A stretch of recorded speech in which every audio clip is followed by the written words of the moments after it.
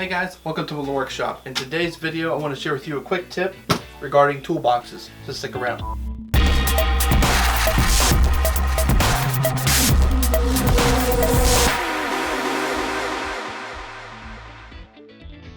Okay, so we all have toolboxes. Now, whether you are a contractor or you're just a guy at home that likes to do some little odds ends around the house, this is a tip that's going to really help you.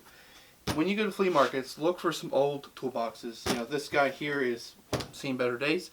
But here's the thing, you know, in my house, I do a lot of different things in the house. I've done drywall work, I've done electrical work, I've done plumbing stuff. So my tip for you today is to get an old toolbox and dedicate it to primarily just one thing. So for instance, this toolbox right here is completely dedicated to my drywall stuff, and I've labeled it. And I keep it in a good place. So everything in here, I took the tray out. It did have a little tray. Felt no need for it. I've got my tape. I've got my sponge. I've got all my knives in here. Everything that I need, even down to the bit for my drill. And so this comes very much in handy when I'm going to do some drywall, even if it's patchwork. I can just quickly grab this box and go. And I don't have to worry about trying to find everything. So with that being said, I'm going to take this toolbox that is completely empty and that I've had in my workshop for quite some time and take all my electrical stuff and put them into one. I do unfortunately have a lot of that stuff scattered around, so I'm going to scavenge and try to find all my stuff and then sort it in this box. So first of all, you're going to label the box, and then I'm going to open it up and just try to fit everything in there. I'm not trying to be fancy, you just want to make it so you have everything in your box so that, like I said before, you can just grab this box and go to wherever you've got to go in your house to make a repair or maybe do something additional.